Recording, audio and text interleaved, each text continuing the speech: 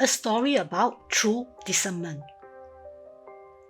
There was once a young man who was walking along a street during the cold winter and saw an old beggar who looked frail.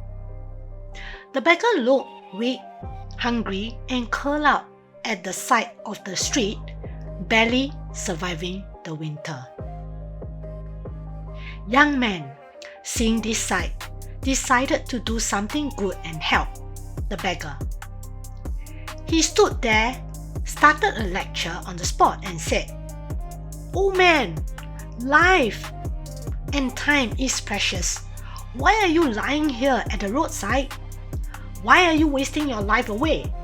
Isn't it better that you devote your time and seek refuge at a religious institution instead of wasting your life away begging for money on the street?" The old beggar, hardly able to open his eyes in the winter snow, was speechless. Old beggar shivered in the cold, looking at the young man helplessly. Not long after, there came another man who saw the beggar and decided to go over to help as well.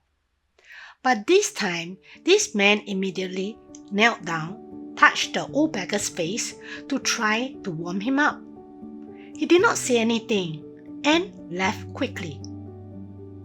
At this time, the first young man looked bewildered at everything and continued speaking non-stop to the beggar, telling him what he should do and should not do.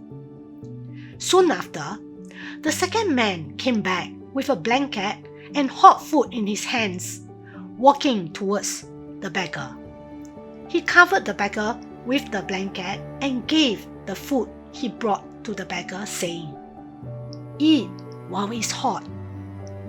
The old beggar sat up, beaming with joy, and immediately started consuming the food.